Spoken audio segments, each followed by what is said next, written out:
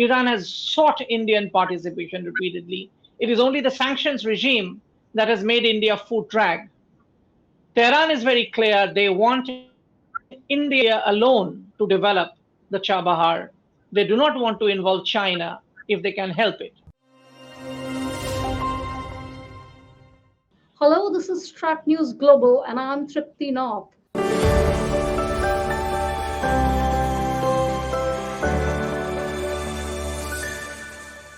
I'm very pleased that Professor Kingshuk Chatterjee from the Department of History, Calcutta University, is joining me today to discuss the political developments in Iran, which is definitely a part of India's extended neighborhood.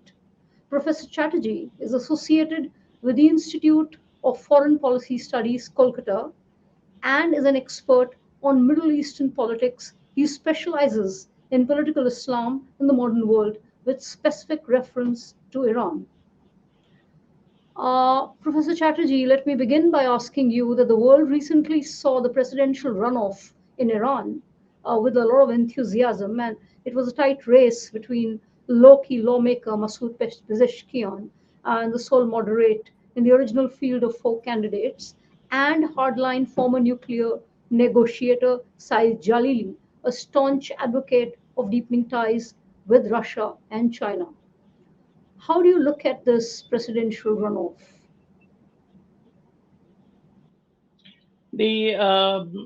From the turnout, it would seem that in the first round, not on all the people who have previously constituted the Reformist Constituency had bothered to come to vote.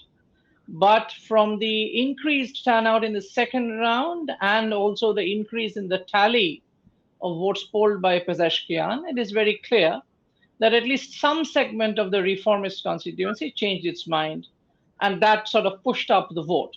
And just as Saeed Jalili's vote also increased from the first round, but the difference was much larger in the second round than it had first. So definitely the reformists had a change of mind towards Pezeshkian in the second round. I see. What is in it for us? Why do you think Pezeshkian won? Pezeshkian's, it is very, you see, there are people in Iran, for instance, who are saying it is not so much that Pezeshkian has won, rather that Saeed Jalili is the one who has lost. It would seem that there was a determination to keep a hardliner like him out of the presidency now that they had an opportunity.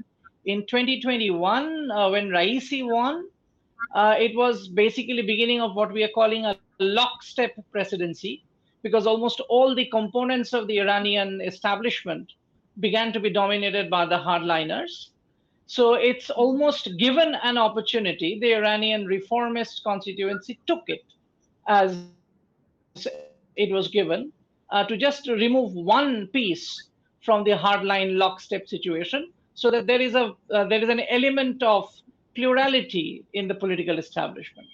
It's a very interesting development for an Iran watcher because it means that the reformist constituency, which had been voting in favor of Rafsanjani, then Khatami, and then Rouhani in previous occasions, and ended up disappointed, have decided to give the reformists another shot, so that the structural changes that are required, according to many, could probably be pushed through. Right. What is in it for India? What is the net for India? Well, India, as has been the case in many other occasions, India has been playing all sides in the political establishment, which is the right thing to do. India is pushing its national interests. Previously, however, the reformists had always favored Indian participation in Iranian politics because the reformists see India as a counterweight to China. The hardliners, by contrast, some of them are critical of India's increasing alignment with the West. But during the Raisi period, India's involvement in, for instance, the Chabahar Port makes India work with players in the hardline establishment, and this has first time generated some synergy within the hardline establishment itself.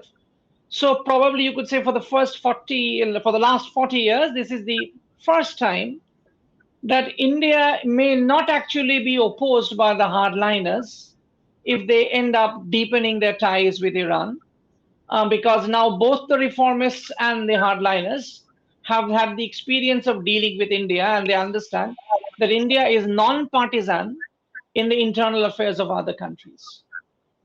Right. I would like to repeat my question about what was it to Pezeshkian's winnability, because the media quoted some voters as saying that Pezeshkian will be a lame duck president, but still better than a hardliner.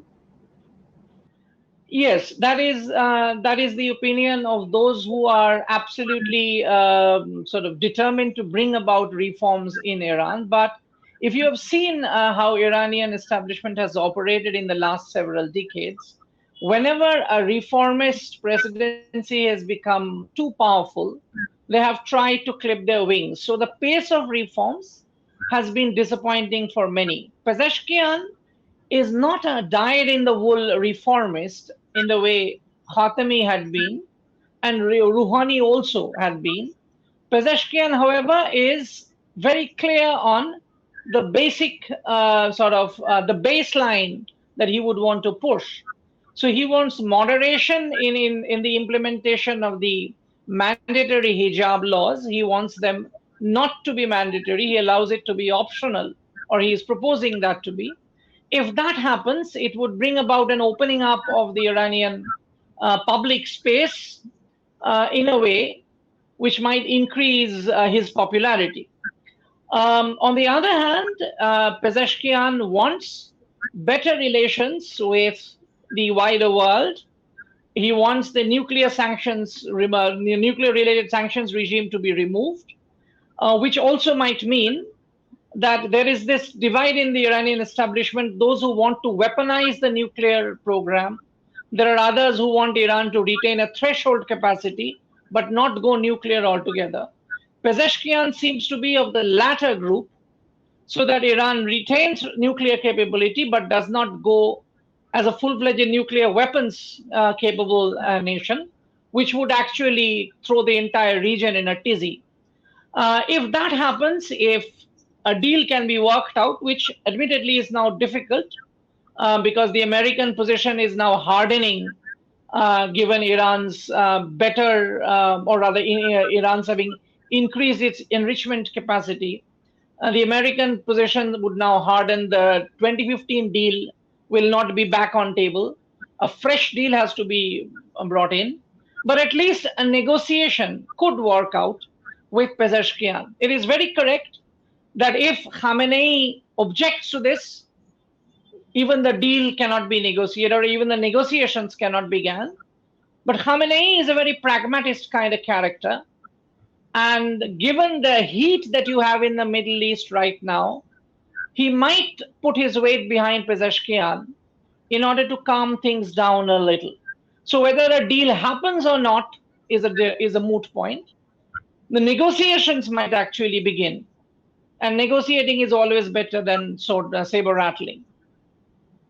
Right, some analysts have said that the new president is not expected to bring about any policy shift on the nuclear program or change in support for militia groups across the Middle East, but he would run the government on a day to day basis and can influence the tone of Iran's foreign and domestic policy. Do you agree with this? Well, yes, with some modification, because when a person is entering into presidency, he needs, in the Iranian case, he needs to have his feet on the ground. So the first thing is to get the cabinet approved by the Majlis. Right now, the Majlis, you might say, is hostile to Pezeshkian because it's dominated by hardliners. So the kind of ministers he is proposing is an indication of what he is looking for. If they are all being approved, then that's like time for a party kind of a thing before actual policy formulation takes place. If old veteran reformists are to be his advisors. For instance, Javed Zarif, who was the former foreign secretary for Rouhani administration, if he is allowed in, then it would indicate a kind of tacit acceptance within the establishment that negotiations are welcome. If Javed Zarif is not even proposed, then you would understand that there is kind of backwater understanding, backroom understanding that this is not acceptable, this is not where we are going. So policy formulation will come only after cabinet has been formed. The swearing in will be in August. The cabinet approvals would also not be any time before end of August. So right now, Pezeshkian would basically, after being sworn in for about a month, it is quite right to say he would be operating on a day-to-day basis. Only after he gets his team in place does he then begin negotiating with the rest of the establishment. And there have been occasions where presidents have been stonewalled, but by and large, foreign policy has been the preserve of the office of the president. There have been occasions where the president has been undermined. Raisi, for instance, had virtually given up that preserve. But then Raisi was more of an exception rather than the rule. So, those familiar with the way Iran works say that the election is expected to have little impact on the Islamic Republic's policies, as it is eventually Ayatollah Ali Khamenei, Iran's 85-year-old supreme leader, who calls the shots. Moreover, many voters are doubtful about Pezeshkian's ability to fulfill his campaign promises, as the former health minister has publicly stated that he has no intention of confronting Iran's power elite of clerics and security hawks. What is your assessment? Well, he's a wise guy, very clearly. He is not taking up more fronts to open than he can fight at. As I said, he is still yet to get his feet on the ground. So if he right now starts with a declaration of war without getting his troops in place, that would be quite a folly, wouldn't it? So I think he is measuring his steps for the time being, which could mean a good thing, actually. Right. We saw that voter turnout plunged over the past 4 years in the presidential elections. This was despite Iran's Revolutionary Guards aerospace commander Amir Ali Hajizadeh telling state media, voting gives power, and I quote, even if there are criticisms, people should vote, as each vote is like a missile launch against enemies. The hashtag election circus was widely posted on social media platform X, with some activists at home and abroad even calling for a boycott of the elections, arguing that a high turnout would legitimize the Islamic Republic. How do you explain this? Well, yes, the because of the steady stranglehold that the hardline element of Iranian deep state has been developing, the presidency, which is one of the two major directly elected components of the Iranian establishment, it has become hemmed in by partially elected or non-elected powers, alongside even those that are elected. So the reformists have proposed a lot of changes, but they have not been able to execute many of them. And that failure has caused a lot of disenchantment in Iranian society. So Khatami in 97 came with a landslide, followed it up with another in 2001. But despite having made some changes on key matters, the reformist forces had to sort of retreat. Rouhani tried again, and they were forced to retreat. As a result, the disenchantment with the reformist weakness has been quite considerable. So it would have seemed from the Majlis and the previous presidential elections that the people have given up on the elected component, either the parliament or the presidency. As a result, there has developed a concern over time that the Islamic Republic is not as democratic as it was always made out to be, and it was an attempt at undermining the political legitimacy of the regime in the eyes of the people as much as in the eyes of the diaspora and the wider world. So the conservative components of the Iranian establishment have, in the past, become very, very sort of squeamish about this perceived loss of legitimacy. And this is supposed to be one of the reasons why a reformist like Pezeshkian was actually even okayed by the Guardians Council to appear on the final round of on the final ballot for the presidential election, because all the other serious reformist candidates and even those who were opposed to the present dispensation but were hardline themselves had all been taken out. So Iran's is, as they say, it's a controlled democracy. It's a kind of guided democracy. And the reformists, because of the disenchantment that I was speaking about, did not seem to have, nobody was tipping them for a victory. So in the first round, there was this solid bedrock of people who did not want a conservative or a hardliner in power, came out to vote for a relatively unknown man. It is not actually in response to the appeals for the votes by the members of the hardline establishment.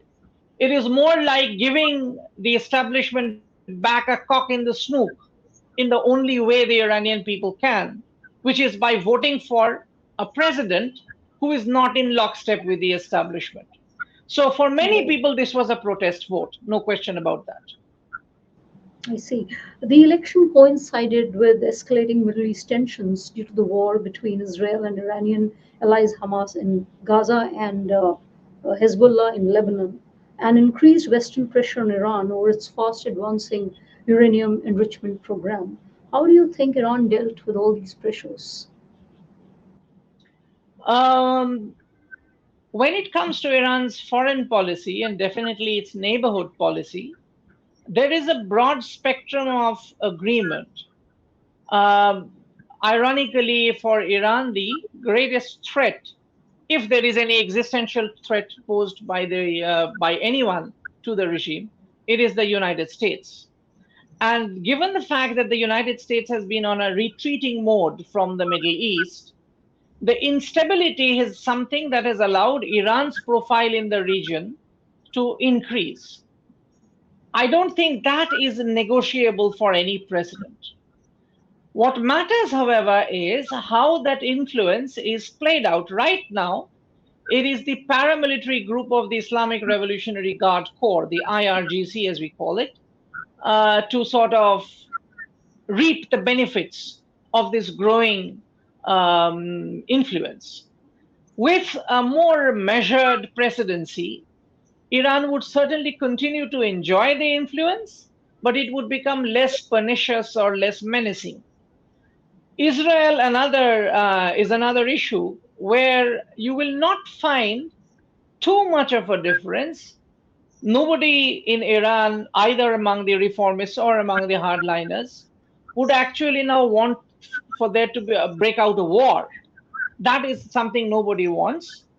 But Iran does not want to step down from supporting its what we are now calling its proxies, Hezbollah, Hamas, the Houthis. So when Pezeshkian assures the press that there is going to be a basic amount of continuity, and the hardliners say that the president does not get to decide on this, they are both in a way correct. If the president wants to change, he certainly can change. But foreign policy is not the preserve of only one organ of the government. Neither the IRGC nor the presidency. There is a broad spectrum of agreement. And Iran has handled this thing more or less fine, except for the excesses in supporting Hezbollah and Hamas from time to time. But I would say from October 2023, what Iran has been doing has not been altogether irresponsible. Iran has tried to restrain Hamas, has tried to restrain Hezbollah. It has not succeeded all the time. Hamas certainly did not keep Iran in the know about the October 7 attacks. Hezbollah is also fighting its own battle in northern Israel. But Iran is somehow in the loop, so it could be useful in restraining these forces, even though it did not trigger the conflict itself. So I would say, on the whole, Iran has not been very irresponsible, contrary to what the West seems to argue.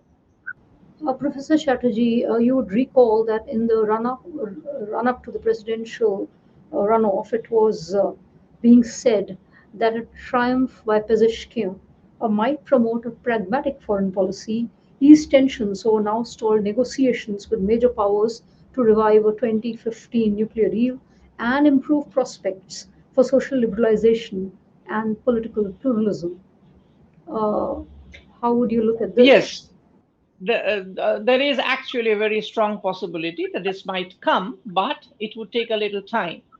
It would not happen in the immediate future. In the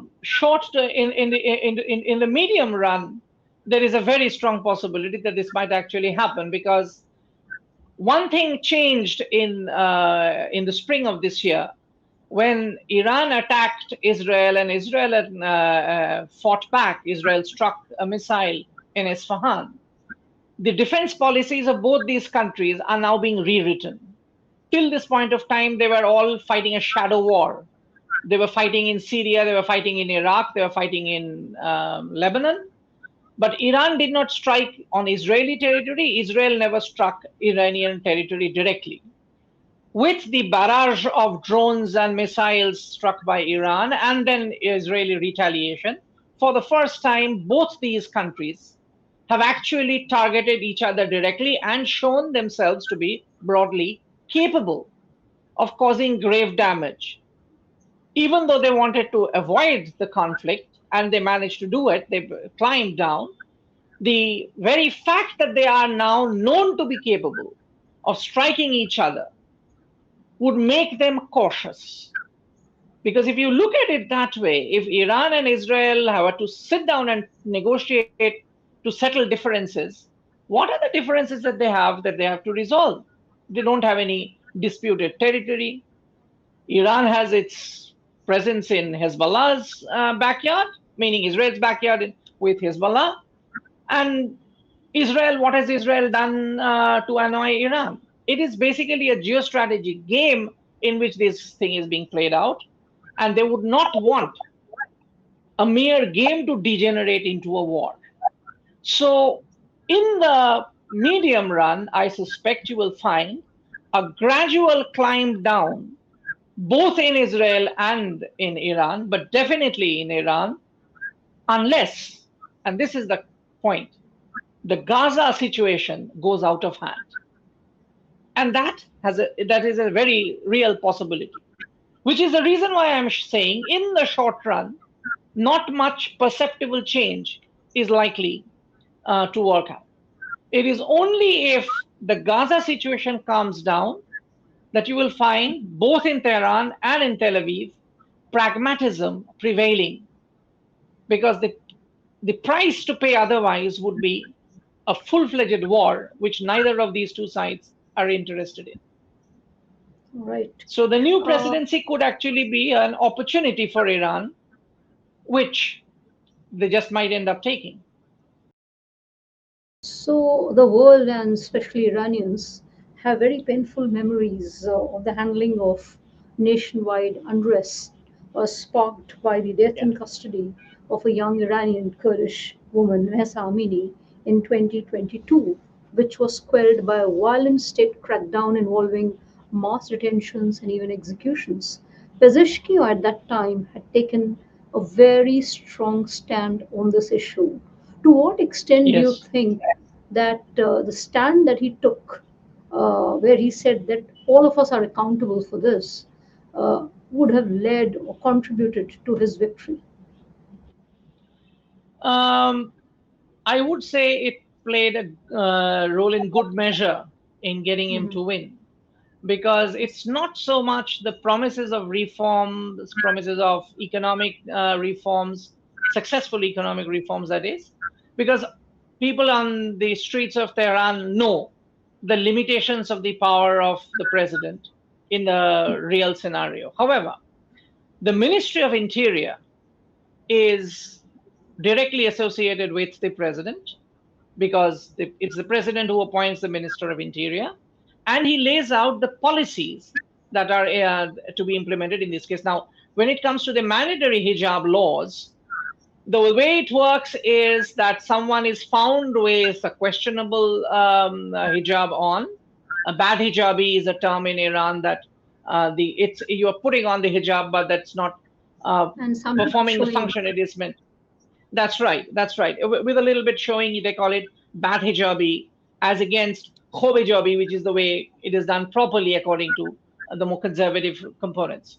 Now, the way it works is two groups have the authority to pull up such an offender and report that person for before the law. One is the regular police, which comes under the Ministry of the Interior, and the other is what we popularly call the morality police, the organization called Gashte Irshad. Now, it is up to the president to determine how much leverage could be given to the Gashte Irshad.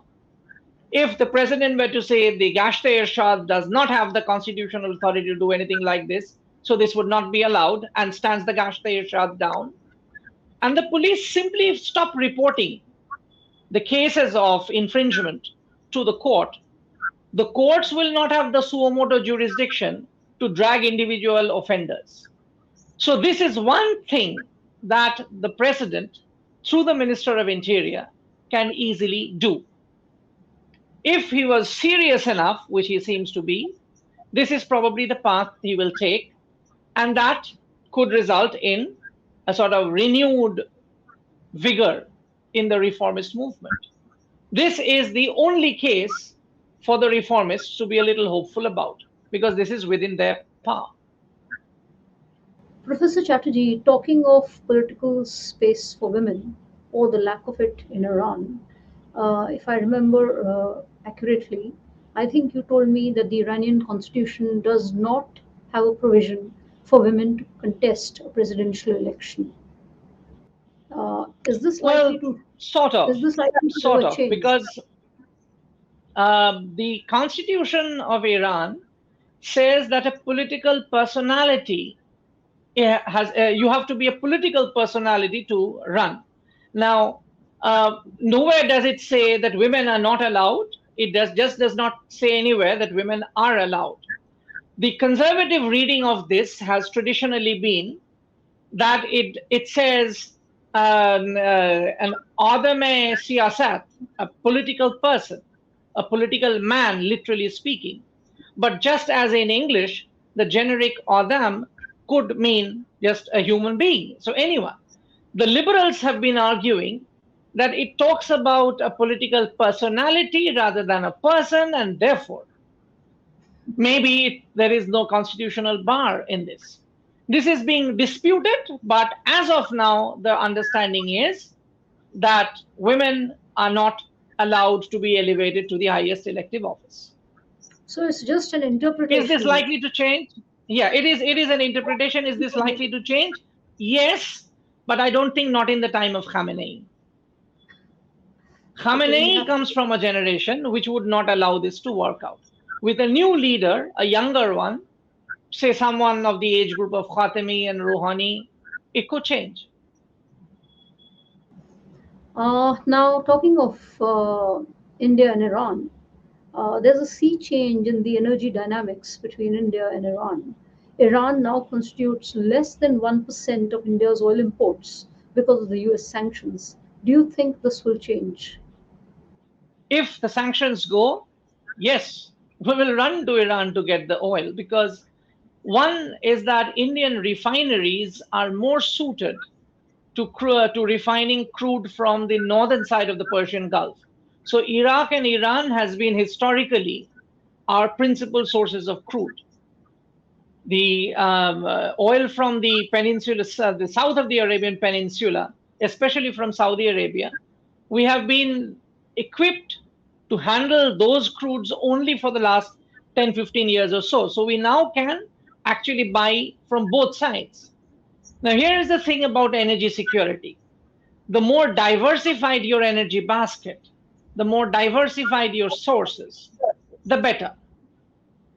So if India was to be dependent only on the southern side of the Persian Gulf, that is an argument. If Iran comes back into the market, I don't see there is any dispute that we would happily flock back to Iran, because we know who the people to meet, the network, the oil traders network. We are familiar with the way it works in Tehran more than we are with Riyadh. And our technology, refinery technology, is better suited. We have insurance, we have banking people who have had the experience of dealing with Iran. Continuity helps. So once the sanctions go, there is absolutely no dilemma about this. India will go back to Iran. Sure. Although India and Iran are in the phase of revival of the relationship, India has been very sensitive to what Iran says on issues of core interest to it, such as Kashmir and international terrorism. India is also Yeah. very cautious about Iran, which is one of the biggest Shia countries in the world, influencing the Shia community in India in their behavior towards the Indian state and the Indian constitution. Do you think India is overreacting?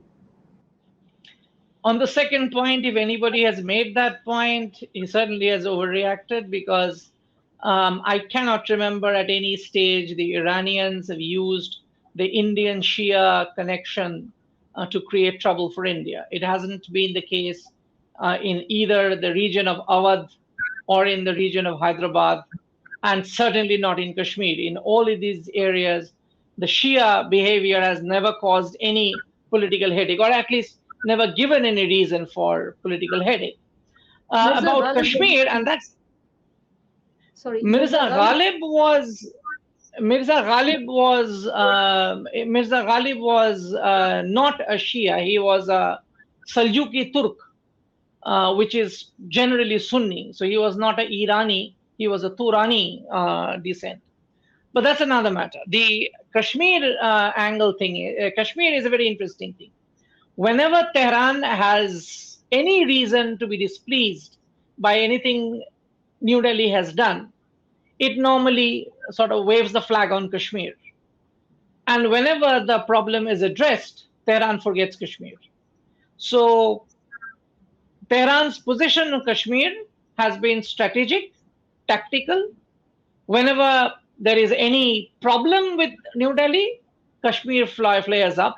Otherwise, Tehran could not bother less about that. Even though there are personal connections between Kashmir and Iran, there is a sizable number of people who get scholarships to go and study in Iran, but they have seldom been known to have any political role to play, which is to the disadvantage of India. Professor Chatterjee, resetting relations is important also because Iran is a key gateway for India for our openings to Central Asia and Russia, and it works both ways. How would you elaborate on this? That's correct. And of course, right now, Afghanistan seems to have sort of faded out of the background. But the whole idea, the principal link now in resetting this relationship that you're talking about between Iran and India is the port of Chabahar. And the strategic advantage of the port of Chabahar is that it allows India to send aid to Afghanistan using Chabahar as a backdoor, bypassing Pakistan altogether. This was intended all along to provide India with a kind of strategic depth in Afghanistan. And then, given the road connectivity and railroad connectivity that is developing between the Iranian south and the Iranian north through the Caspian Sea into Central Asia, it could function, if it's developed the way it has been intended, as a gateway into Central Asia as a whole. So regions like Kazakhstan, Uzbekistan, Turkmenistan, and the entire Caucasian north, which used to consider for India the former Soviet South, India's re-entry into Central Asia and India's functioning as a kind of, from logistic to commodity hub for Central Asia could work only with the functioning of Chabahar, and that cannot work, of course, without close cooperation with Iran. And Iran has sought Indian participation repeatedly. It is only the sanctions regime that has made India foot drag. Tehran is very clear they want India alone to develop the Chabahar. They do not want to involve China if they can help it. So it is in our mutual interest to keep China out of at least this part of the world, and with a resetting of relationship that can certainly work out. So, my last question, Professor Chatterjee, is are you optimistic about diversification in trade ties and growth in trade between India and Iran? I certainly am. I certainly am. I know for a fact the kind of regard Iranians have, not only for Indian people and Indian culture, but also Indian manufacturing capabilities. There are great synergies that are possible. Iran, of course, is one of the most developed industrial economies of the Middle East, but there are major complementarities which can be explored, and it is probably only a matter of time once normalcy returns that we would get back there. So, thank you very much, Professor Chatterjee, for finding time to join us for this conversation and Good of you to have me. taking us through the entire gamut of India-Iran relations. I'm sure our listeners will gain a lot from your insight on the subject. Thank you very much once again. Thank you.